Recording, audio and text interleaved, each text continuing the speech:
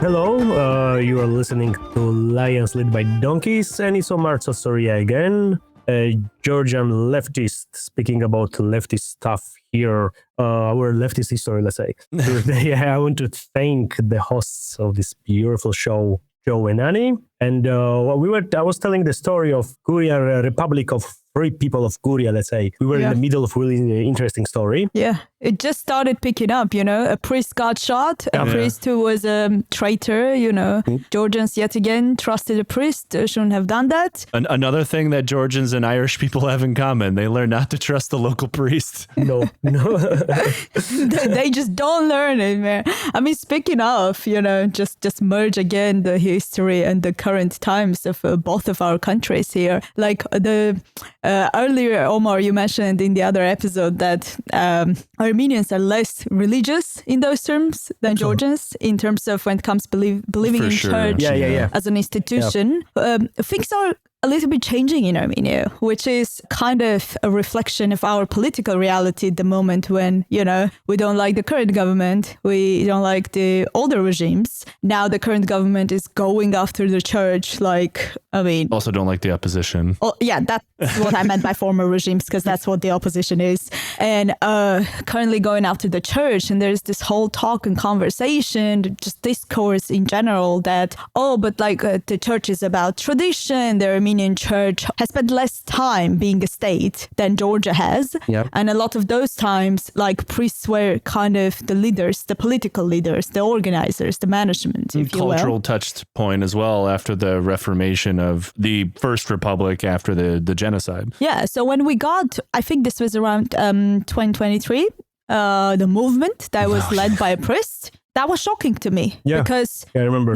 I wouldn't believe that a priest could gather even 10 people that are not part of a church, but they did gather people who aren't. And now kind of currently having one prime minister who is not, his popularity has declined massively, over the years. And having our prime minister launching this campaign against the church is bringing more people on the church's side. So that's just an interesting... Is it though? Is it church bringing people in the church, or it's like railing people against the government? Because it can be two different things. Yeah, I think what we're seeing is an example of what we often say on the show is the greater unifying theory of fuck that guy. Yeah. And that is especially because that priest movement died out quite quickly, and the people siding up with being on the side of the priest. It's not like they're starting to go to service or anything. No.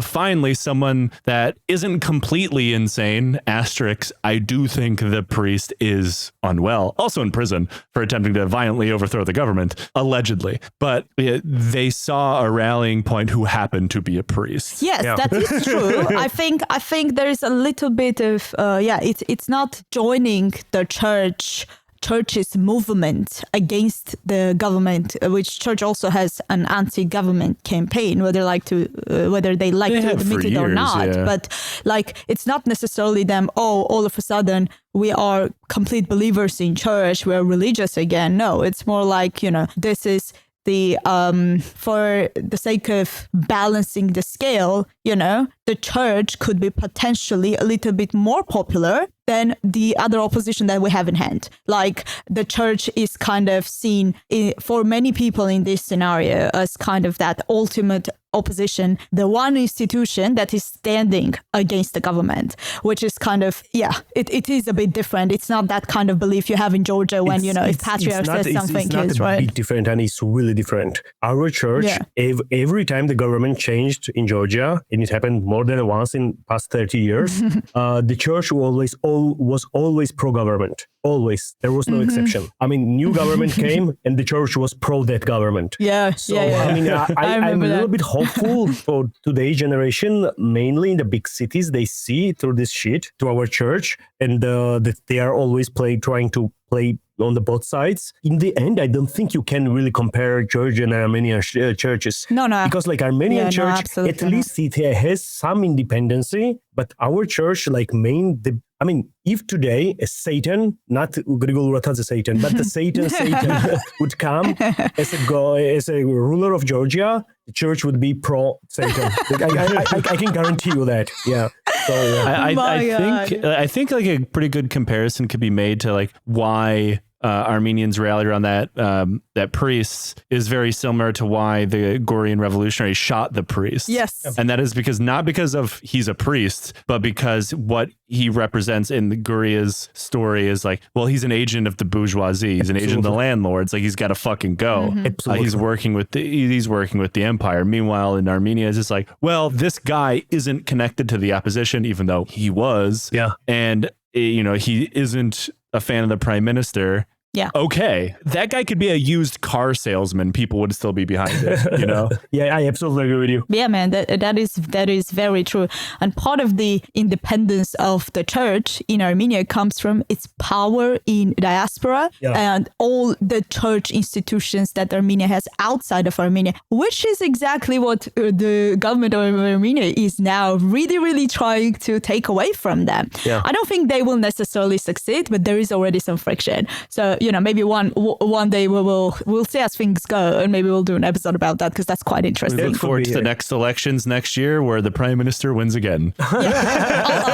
Absolutely. I have no doubt. And I'm not saying it's going to be not free and fair. No, I think it'll be a completely free and fair election. And do you think he will win by a landslide? It will be an easy win for him? I mean, I don't think it'll be a landslide. I think civil contract will still be able to form a majority in parliament just because, like, again, the voting that is available, the options available are dog shit. Yeah. And everyone knows that the opposition would be worse. And the priest had a lot of baggage as well because, like, in our modern day, I think we did an episode on this. He couldn't even be prime minister because he was a dual citizen that he lied about. Like, he's a Canadian citizen. He was just he was just lying the entire time.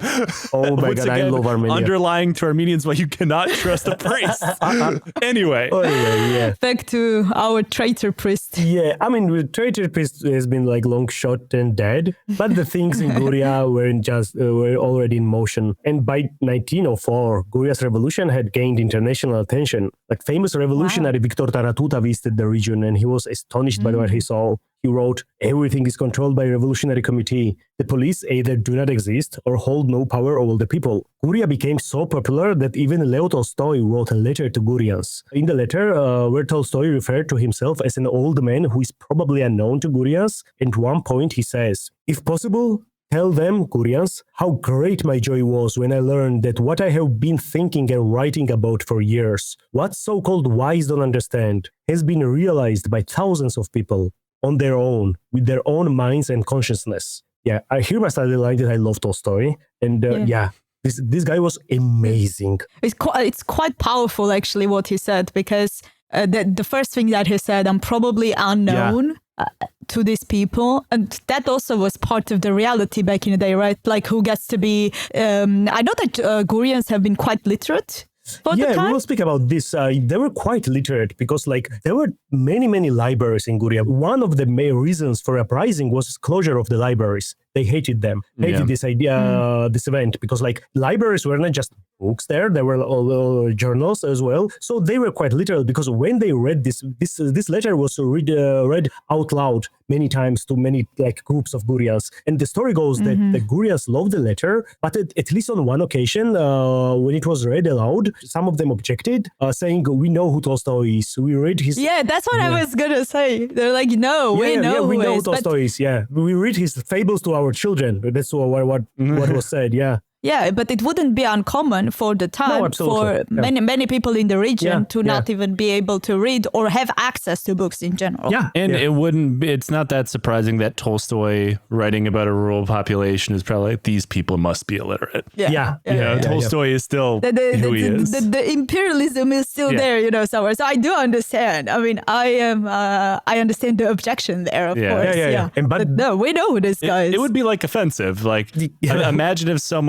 imagine if I wrote a book and, like, wanted to distribute it in George, and I was like, I don't know if you guys could read, but if you do, like, it's a bit fucked up. Yeah. But anyway, Tolstoy was really loved here. He was quite, this was the era of Tolstoy when he was, like, really anti-imperialist. And his books were even prohibited in the end, if I'm not mistaken. These books were even prohibited in that time of Russian history. So, but he was really like, I don't know how he knew about everything that was happening in Russia and in like parts of Russian Empire, but he was really, really active. Yeah.